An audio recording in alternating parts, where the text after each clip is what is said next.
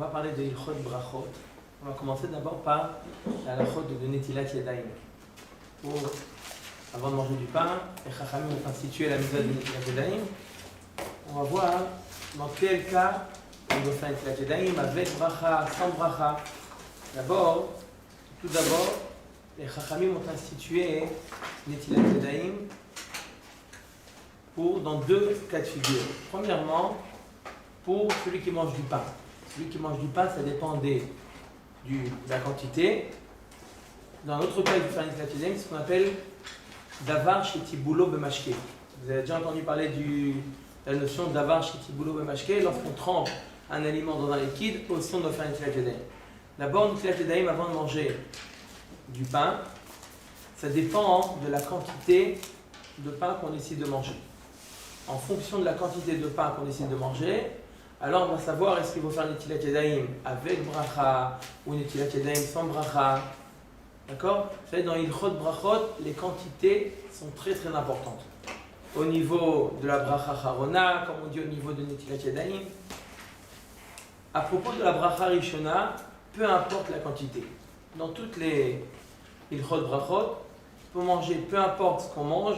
Même on décide de manger un grain de sésame, d'accord, on doit faire la bracha de Boré Peradama. Pour la bracha Rishona, la quantité ne rentre pas en jeu. La quantité qu'on va manger, peu importe la quantité, même un grain de sésame, on veut prendre comme ça, on doit faire la bracha de Boré Peradama. Pour la bracha Harona, la bracha Harona, il y a une différence entre les liquides et les solides. Solide, c'est kazaït, d'accord, et les liquides, c'est révit. C'est quoi kazaït et c'est quoi révit? Combien c'est kazaït, combien c'est révit? Kazaït 30 grammes. Alors, il faut savoir que les quantités, elles ont été dites par Chazal, en réalité c'est des volumes. C'est pas un poids, c'est un volume. Quand on dit 30 grammes, c'est si on considère dans l'eau, 30 grammes d'eau, c'est 30 millilitres. D'accord? Pour le... Pareil pour le révit, c'est aussi un volume. À quoi correspond un kazaït en volume? D'accord? C'est pas tout le temps. Des fois, vous pesez des gâteaux pour savoir si vous devez faire bracha harona ou pas. Vous voyez que vous n'arrivez pas à 30 grammes, vous ne faites pas bracha harona. Mais ça ne dépend pas de 30 grammes du poids. Ça dépend, comme je vous ai dit, du volume. C'est quoi le volume? Une boîte d'allumettes. Le volume, vous connaissez les petites boîtes d'allumettes? Une petite boîte d'allumettes, c'est ça le volume pour pouvoir faire la bracha harona. Si ce que j'ai mangé, c'est plus important que la boîte d'allumettes, ça veut dire qu'il y a obligatoirement kazaït. S'il y a kazaït, je dois faire la bracha harona. D'accord? C'est important de voir. Des fois, on peut faire kazaït. Vous savez, les petits beurres. Vous connaissez les petits beurres? Oui. D'accord? Combien d'après vous de petits beurres on doit manger pour pouvoir faire bracha harona? 3 ou 4. 3, c'est l'épaisseur Un et demi. 1,5 petit beurre, on a le volume de kazaït. C'est la différence entre le volume et le poids. Et ça dépend du petit beurre, il y a 1 gramme. Non, ça ne dépend pas du gramme, ça dépend du volume. Un petit beurre et demi, ça y est, c'est le volume d'une boîte d'allumettes. Vous voyez les petites boîtes d'allumettes? Comment? Non, je disais par rapport à la taille de la boîte d'allumettes. Mais non, écrasé. Le petit beurre, c'est plus petit que la boîte d'allumettes. Ouais. Mais il est plus grand, d'un côté il est plus grand que la boîte d'allumettes. Oui, Donc si je l'écrase, d'accord, je écrase un petit beurre et demi, j'arrive à une boîte d'allumettes. D'accord? Oui, des fois on se pose des questions, on mange une date, 2 dates. Ça arrive souvent, une personne mange des fois un kidouche, à une occasion, il prend un robolard. D'accord? Je dois faire bracha harona, je dois pas avoir un robolard, c'est sûr que vous faites bracha harona. Oui. Un oui. Il y a largement le shiur. Parce qu'encore une fois, comme je vous ai dit, le shiur il est en volume, il n'est pas en poids. C'est du volume. D'accord? C'est le volume d'une boîte d'allumettes. Un robolard. On peut le rentrer dans une boîte d'allumettes? Non, c'est plus qu'une boîte d'allumettes. Donc ça veut dire qu'il y a le shiur de kazaït. C'est pas le poids, C'est pas le poids. Alors, c'est pas le poids du tout. Si on a mangé même 40 grammes, ça fait une boîte de Même si on a mangé 10 grammes, on peut arriver à kazaït. C'est pas une question de poids du tout. C'est plus facile de traduire en poids, mais c'est pas juste. D'accord? C'est pour ça que souvent dans certains sfarim où il y a marqué de 30 grammes, on a l'habitude de parler de 30 grammes parce que c'est plus facile. Le poids, on a plus accès au poids qu'au volume. Le poids, on prend la chose, on prend l'aliment, on le met sur la balance et on sait tout de suite. Un volume, c'est difficile. Mais on peut s'imaginer, d'accord? On a mangé un quart de pomme.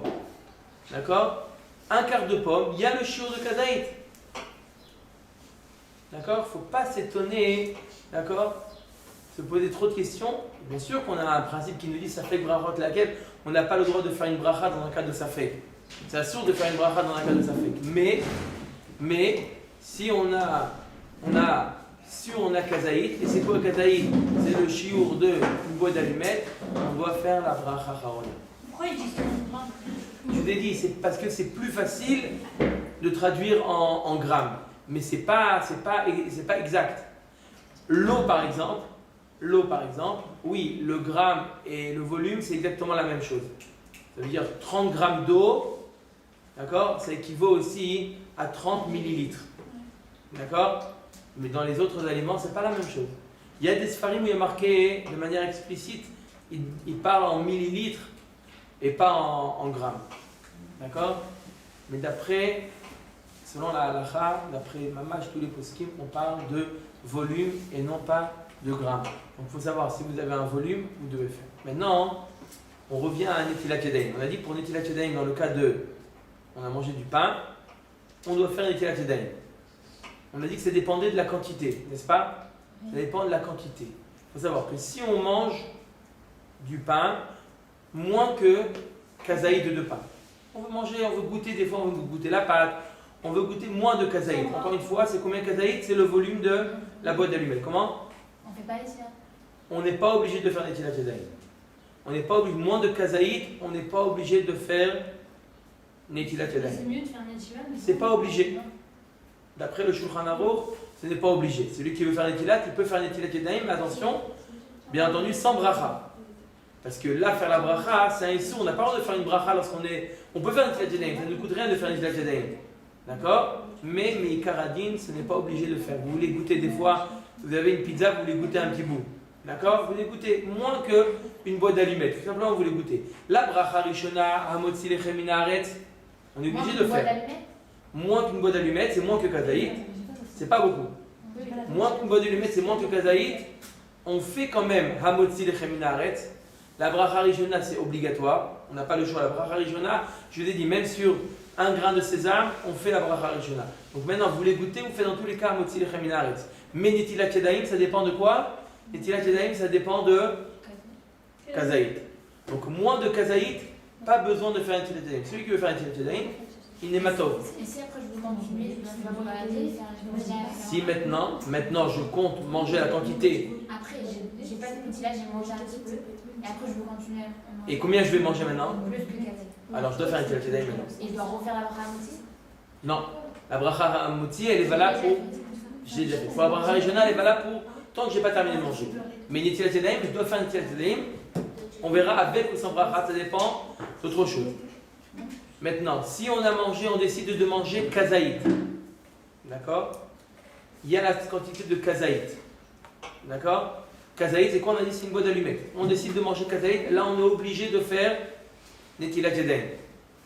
Avec ou sans bracha? Sans bracha. Sans bracha jusqu'à ce qu'on décide de manger kabetza. Kabetza, c'est 2 fois un kazaït. D'accord? Avec bracha. Kabetza, c'est pour faire netilat yadayim avec bracha. Je peux me préparer pour faire Netilat avec bracha, pour manger un kabetza? Tout à fait. De pain? De pain. Parce que si je fais pas Netilat et que je veux que goûter, je fais la bracha. Mais si je fais Netilat, alors je fais pas la bracha jusqu'à un kabetza? Si maintenant je veux manger comme ça, de rien à un kazaït, je ne suis pas obligé de faire netilat Et yadayim. je fais la bracha. Non, laquelle bracha? De la motzi? Oui. Non, je parle de la bracha de al netilat yadayim. La bracha sur la netila. Donc je répète, lorsque on décide de manger moins que kazaït, mamash, un petit morceau, simplement pour goûter les chalotes, comment elles sont sorties ou quoi que ce soit, je veux goûter quelque chose, mamash, un petit morceau de pain. D'accord? Bien entendu, je fais la bracha d'amotzi lechem min haaretz. Mais pas besoin de faire netilat yadayim. Comment? Pour goûter, il ne faut pas faire de bracha. Ça dépend. Vous avez raison, ça dépend. Si c'est Goûter simplement, je ne sais pas si je vais être né ou pas. Je ne sais pas si je vais avoir une ana ou pas. Je peux goûter sans faire la bracha. Mais des fois, c'est pas bidiouk. Je sais que je vais avoir une ana. Je veux savoir quel goût ça a. Mais je sais que je vais avoir un profit de ce. Je vais profiter de ce pain. Là, je fais la bracha. Je fais la bracha de Hamotzi de Chaminaretz. En ce qui concerne Netilat Yadayim, comme je vous ai dit, Netilat Yadayim, on ne fait pas Netilat Yadayim. Si maintenant je compte manger plus que Kazaït, à partir de Kazaït, je fais Netilat Yadayim sans la bracha de Al Netilat Yadayim.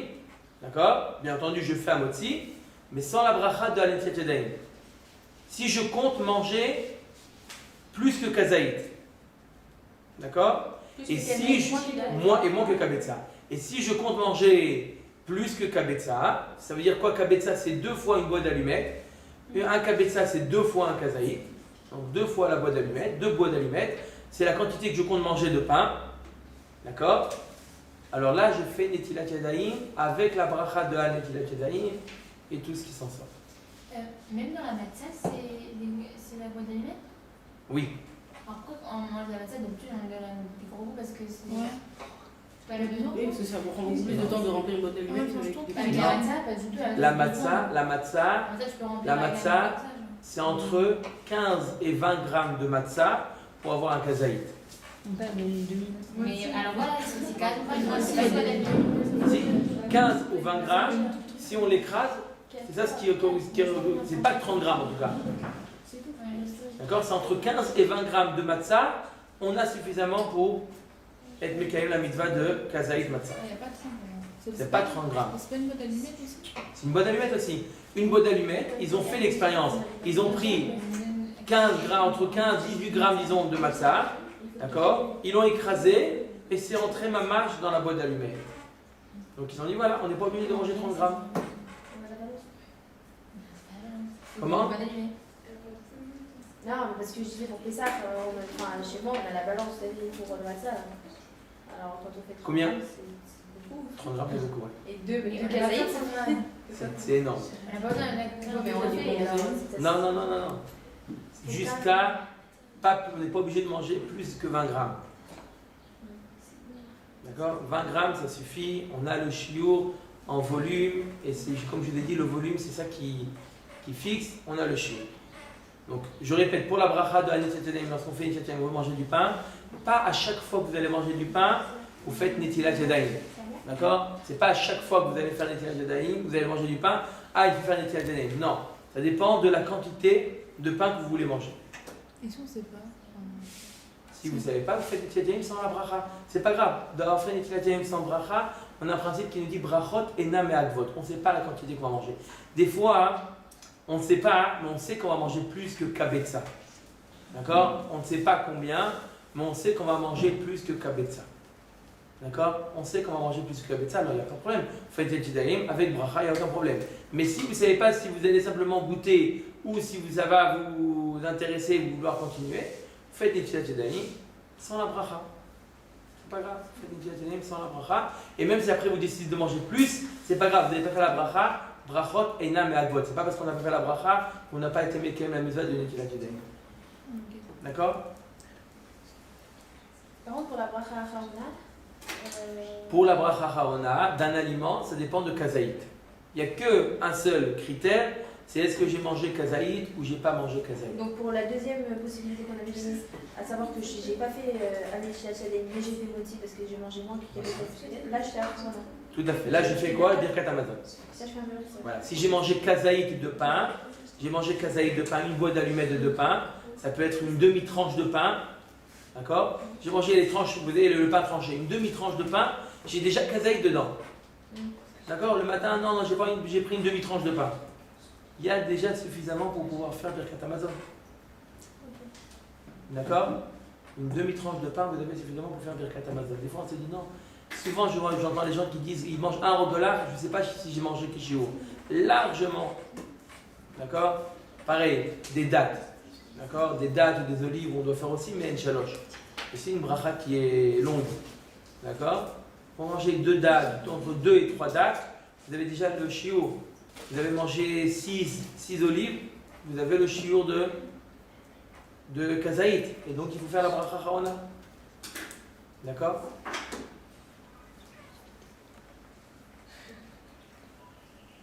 Maintenant, imaginez-vous qu'une personne pensait manger son sandwich. Donc il y avait largement Kabetza, il y avait largement le shiur. Il a fait Netilat Yadayim pour pouvoir manger le sandwich. Après avoir fait Netilat Yadayim, avec bracha bien entendu, puisqu'il y avait largement le shiur. D'accord? Netilat Yadayim avec bracha, sauf il change d'avis, il décide de ne pas faire ne plus manger de pain. Il change d'avis. Ou maintenant il est tard, il doit partir, il n'a pas le temps de manger ou quoi que ce soit, il se trouve dans une situation où il a fait Netilat Yadayim avec la bracha bien entendu, et il change d'avis, il ne veut plus manger du pain. Est-ce qu'il doit s'efforcer de quand même manger un petit morceau pour que la bracha qu'il a fait sur la Netilat Yadayim ne soit pas levatala, ou il n'est pas obligé de manger? Vous avez compris la question? Est-ce qu'il peut se dire je ne mange pas? Non, je ne veux pas manger. La réponse, il n'est pas obligé de manger. Puisque la bracha, elle n'est pas levatala. Puisqu'il a fait la bracha al netilat yadayim, c'est sur quoi la bracha? Sur la netila. Sur le fait de se laver les mains. Et il s'est lavé les mains. Et au moment où il s'est lavé les mains, il avait l'intention de manger du pain. Ça suffit pour que la bracha ne soit pas levatala. Puisqu'il avait l'intention de manger du pain, même si après il change d'avis, c'est pas grave, la bracha, elle n'est pas levatala, la bracha elle est sur le fait qu'il se soit lavé les mains. D'accord? Pourquoi on fait les chila quand on joue pas? Pourquoi, bonne question, pourquoi les Chachamim ont institué de faire Netilat Yadayim lorsqu'on mange du pain? Il faut savoir qu'il y a dans les Ilchot de Touma Vetahara, dans la Ilchot de Touma Vetahara, et à l'époque où ils mangeaient, les Kohanim mangeaient de la Trouma. Aujourd'hui, les Kohanim ne mangent pas de la Trouma. Pourquoi? À l'époque, vous savez, on avait la récolte.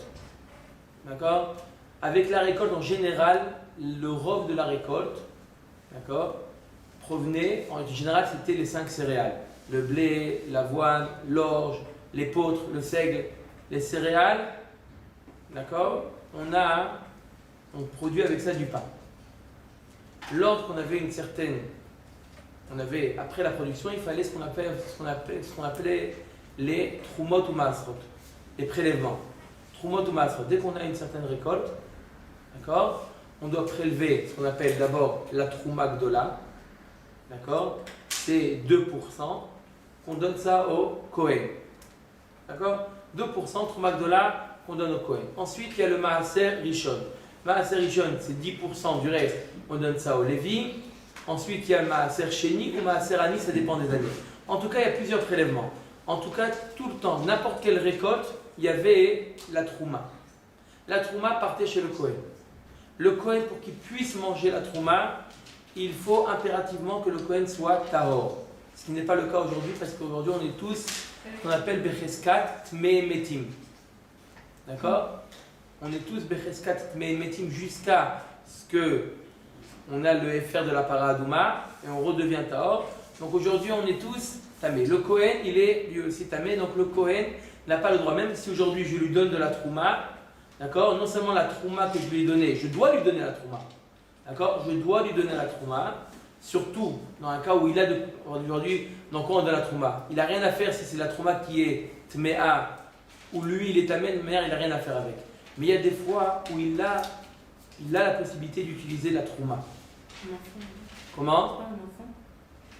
Un enfant. Non, même un enfant aujourd'hui, c'est pas le cas parce qu'aujourd'hui, il est quand même tméhémet. Il y a des cas où, mais en général, le cas le plus fréquent où on utilise la trouma, c'est pour l'huile. D'accord? Le Kohen tamé, un Kohen qui est tamé, n'a pas le droit de manger la trouma. Interdit pour lui de manger la trouma, c'est un issur midoraita de manger de la trouma.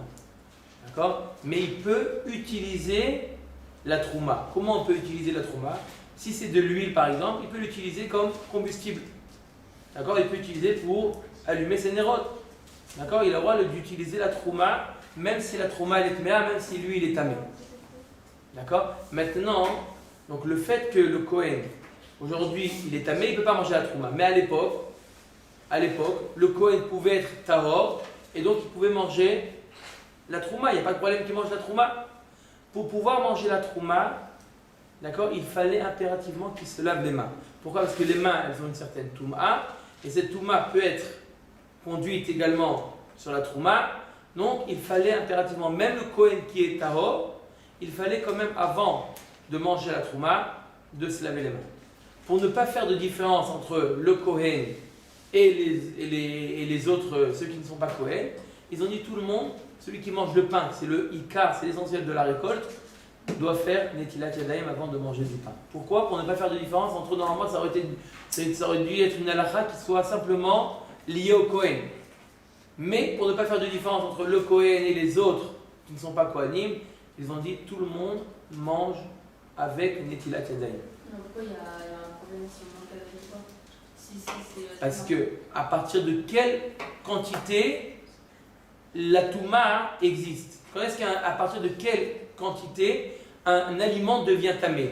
Si quelqu'un qui est tamé, il a touché un morceau de pain, un aliment, s'il n'y a pas la quantité, l'aliment ne devient pas tamé. Pour que l'aliment devienne tamé, il faut qu'il y ait kabetza pour que l'aliment devienne tamé. C'est pour ça qu'on arrive jusqu'à kabetza. D'accord? Qu'à partir de cette quantité, l'aliment devient tamé. C'est pour ça qu'à partir de cette quantité, on fait Netilat Yadayim avec bracha. Parce que l'aliment, il devient tamé que à partir de ce shiur-là. Moins que ce shiur. Quelqu'un de tamé qui a touché un aliment, l'aliment n'est pas tamé. C'est pour ça qu'on fait Netilat Yadayim, mais sans bracha. D'accord? En tout cas, la halakha que je viens de dire, elle est très fréquente. Ça arrive très souvent qu'une personne fait Netilat Yadayim et Bassof change d'avis. Je ne veux pas manger du pain. Ah, mais j'ai fait une bracha levatala. Non, c'est pas une bracha levatala, puisque la bracha, c'est pas la bracha sur le fait de manger. La bracha, elle est sur le fait de se laver les mains. D'accord? Et je me suis lavé les mains. Donc je fais les Netilat Yadayim avec la bracha. Et si après je décide de ne pas manger, il n'y a pas une question de bracha levatala.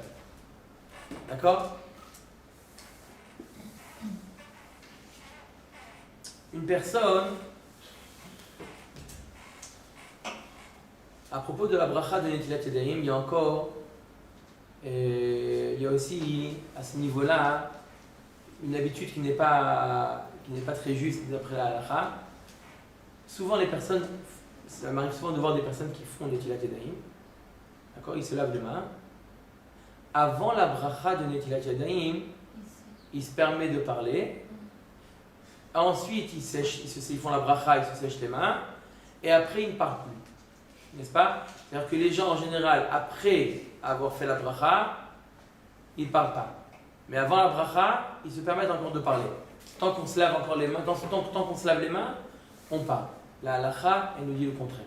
Pourquoi? Normalement, on a un principe qui nous dit Kol abrachot mevarech alehem, over la siyatan. Normalement, dans toutes les mitzvot qu'on accomplit, normalement, la règle, elle est qu'on doit faire d'abord la bracha et ensuite on fait la mitzvah. La bracha, elle doit précéder l'action de la mitzvah. Normalement, dans toutes les mitzvot, c'est la règle.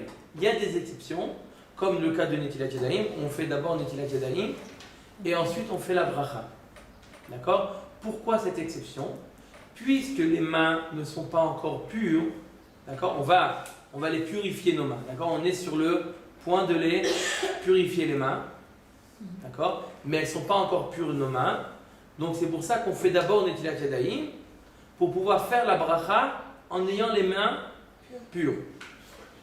D'accord? Donc c'est pour ça qu'on fait d'abord, on se lave d'abord les mains et ensuite on fait la bracha de Netilat Yadayim. D'accord? Normalement on aurait dû faire la bracha de Netilat Yadayim avant, mais là c'est une exception. On fait d'abord Netilat Yadayim et après on se lave les mains et ensuite on fait la bracha de Netilat Yadayim. Tout à fait. D'accord? Maintenant vous êtes d'accord qu'une personne qui fait la bracha, entre la bracha et l'action de la mitzvah, d'accord? Entre la bracha et l'action de la mitzvah, on ne doit pas s'interrompre. D'accord? Comme entre la bracha d'un aliment, vous faites une bracha chez Akol Nia Bidvaro, on n'a pas le droit de s'interrompre entre la bracha et l'action sur laquelle la bracha a été faite. D'accord? Par exemple, dans l'aliment, entre le fait de boire ou de manger l'aliment et la bracha, on n'a pas le droit d'avoir une interruption. On n'a pas le droit de parler. D'accord? Pareil, entre la bracha sur une mitzvah et le fait de faire la mitzvah, on n'a pas le droit de s'interrompre. D'accord? Quand on fait la bracha sur le maror, on mange le maror, le soir de Pessah, on fait Asher Kiddishanu Bemizotav Etivanu Ala Achilat Maror, on n'a pas le droit de s'interrompre, on doit tout de suite manger le maror. Bien que ce n'est pas une bracha, on ne fait pas la bracha, c'est pas une birkat anénim, c'est pas Boré Peri Adama, c'est une bracha sur la mitzvah, mais une bracha sur la mitzvah, comme pour les birkat anénim, on n'a pas le droit de s'interrompre entre la bracha et la mitzvah. Maintenant, lorsque la bracha elle est après, comment? Si on a dit par exemple un mot, on a parlé un petit peu, genre quand on fait une chair, on doit tout revenir au début. On doit relever la main. Non. C'est-à-dire à quel moment il a. Quand on fait un, genre là on a dit Et on continue encore. Ouais, on continue encore. fait Donc, bon, on continue, la bracha elle est sur au moins la dernière netilat. Mais les khatrila, dès qu'on a commencé à faire netilat yadayim, on ne nous interrompt pas. Pourquoi? Parce que de la même manière que, comme j'ai dit, on ne doit pas faire une interruption entre la bracha et la mitzvah, lorsque la bracha se trouve après la mitzvah, on n'a pas le droit non plus de s'interrompre entre la mitzvah et la bracha.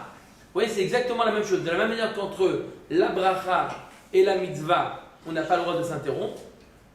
Pareil, entre la bracha, entre la mitzvah et la bracha. La mitzvah, c'est Netilat Yadayim. La bracha, c'est Asher Kiddishanu Bemizotav Etivanu Ala Netilat Yadayim. Je n'ai pas le droit de m'interrompre entre la bracha, entre la mitzvah et la bracha. D'accord? Mais la bracha, on l'a fait. Ici, on l'a fait après avoir essuyé les Non, la bracha, obligatoirement, on doit la faire avant de s'essuyer les mains.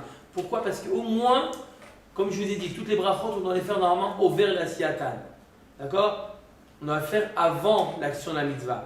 D'accord? Alors au moins, on a fait la bracha avant d'avoir complètement terminé la mitzvah. La mitzvah de Netilat Yadayim se termine après s'être séché les mains. D'accord? Donc au moins, j'ai fait la bracha, au moins à la dernier instant possible, c'est-à-dire avant de se sécher les mains. Mais en réalité, la bracha, elle vient en réalité sur la netila. Donc c'est pour ça que je n'ai pas le droit de m'interrompre ni entre la netila et la bracha, ni entre la bracha et le nigouv, et le fait de se sécher les mains. Et pareil pour Shana? Non, pour Asher Yatzar, la bracha de Asher Yatzar, ce n'est pas une bracha sur la netila. Asher Yatzar, c'est une bracha, une birkat hashevar, on est modé à Kadosh Baruch Hu sur ce qu'on a fait. Mais ce n'est pas lié au Netilat Yadayim. Là, je fais la bracha de Asher Kiddishanu Bemizotav Etivanu à Netilat Yadayim, c'est sur la netila. Donc la bracha, elle est sur la netila. Donc entre la netila et la bracha, et entre la bracha et le nigouv, interdit de s'interrompre.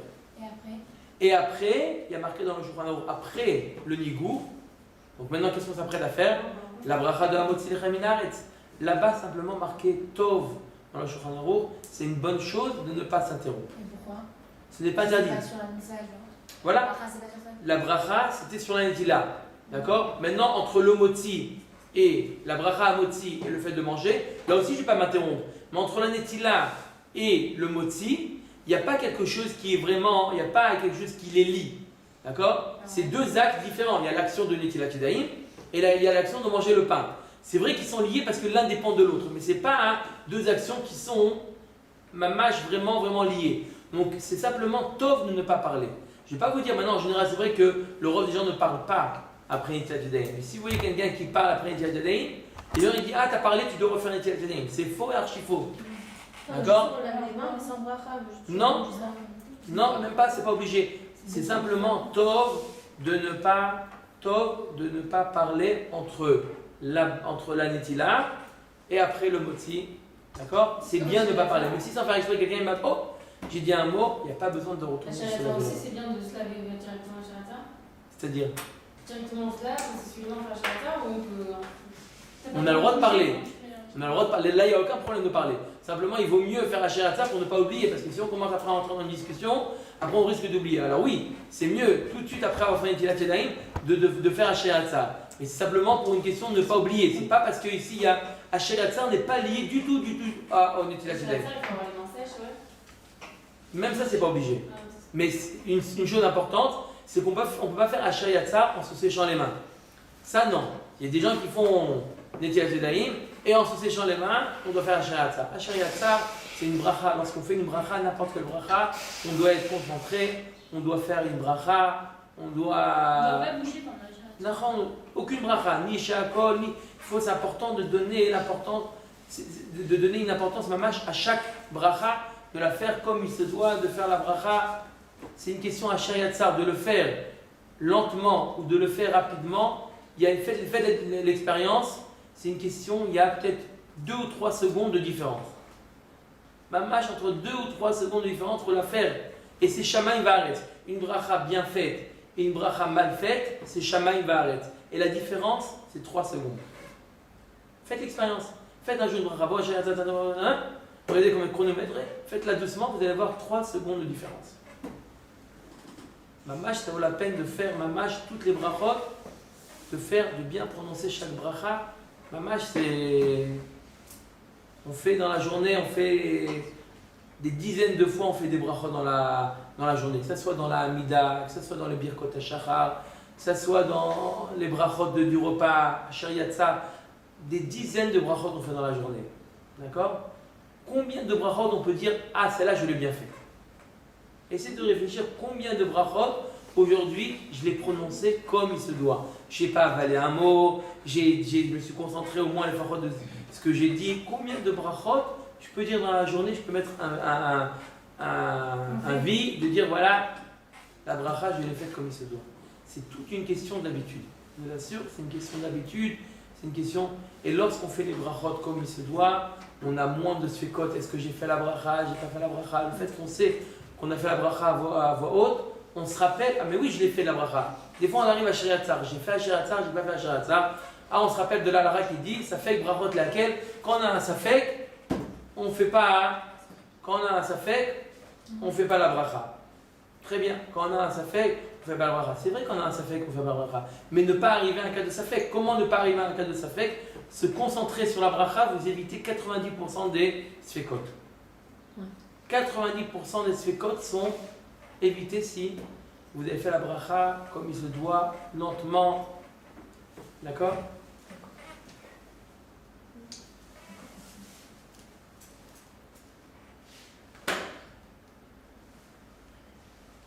Donc, comme on a dit, je termine juste avec cette halakha-là, comme on a dit, une personne qui est arrivée, qui a fait Netilat Yadayim, et des fois ça arrive.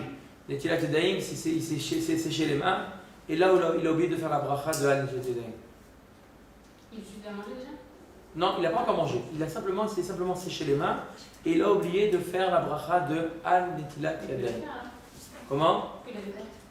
Il a oublié. Mais il a oublié, maintenant il se rappelle. Oui, mais Alors, maintenant qu'il s'est déjà séché les mains, il ne peut plus faire la bracha de la Netilat Yadayim. La Netilat Yadayim, on a dit, c'est maximum avant le nigouv. D'accord? Après le nigouv, on ne peut plus faire la bracha de la Netilat Yadayim. Pour les Sfaradim et les Ashkenazim, même après le nigouv, ils permettent de faire la Netilat Yadayim. Mais pour les Sfaradim, jusqu'au moment où on se sèche les mains. Après, on ne peut plus faire. C'est pas grave. On est quitte quand même de la mitzvah de Netilat Yadayim, comme je vous ai dit, brachot et nam et akvot. Même si on n'a pas fait la bracha sur Netilat Yadayim, on est quitte, on a fait la Netilat. Ah, il va faire quoi? Rien. Il fait rien. Il fait Amotzi Lechem Minaret et il mange son. Il peut pas refaire un petit peu? Non, il ne peut pas refaire Netilat parce que les mains elles sont déjà propres. Alors, Il refait Netilat Yadayim et il fait quoi? Comment? Il salit, il touche à un endroit. une Netilat, c'est pas dépendant de l'outil. Oui. Alors, il y a des possibilités. Il a qu'à se salir les mains, il touche les chaussures et comme ça il peut refaire la bracha. Mais il n'a pas besoin de le faire. Il a fait la Netilat. Ça s'appelle Gorem Bracha She'ena Tzricha. On n'a pas le droit. Mais si t'as pas besoin, t'as pas fait d'amendement, t'as pas besoin. La raison, c'est pourquoi? Parce qu'on a un principe qui nous dit Gorem Bracha She'ena Tzricha. On n'a pas le droit, lorsqu'on n'est pas tour d'une bracha, maintenant on n'est pas tour de la bracha, maintenant, parce qu'il a fini. Il était chayav, mais maintenant il n'est pas tour. On n'a pas le droit de faire en sorte d'être chayav d'une bracha. Pourquoi? C'est comme une sorte de bracha levatala.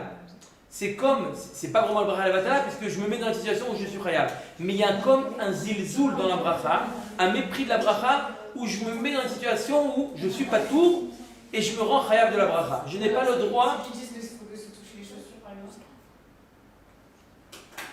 C'est ça la machloket. Je vous ai dit la halakha, qu'est-ce qu'elle tient? La halakha, c'est pas comme ça. La halakha, on ne se touche pas les chaussures dans un cas où on n'a pas fait la bracha, puisque sinon on rentre dans un problème qui s'appelle Gorem Bracha She'ena Tzricha. Et Gorem Bracha She'ena Tzricha, c'est quelque chose qu'on n'a pas le droit de faire. C'est pour ça, dans un cas comme ça, c'est pas grave. Il a fait la Netilat sans bracha, il a le droit sans problème de manger son pain, son sandwich. Il fait la bracha d'Amotzi Lechem Minaret, je veux dire qu'à ta maison à la fin, il n'y a aucun problème.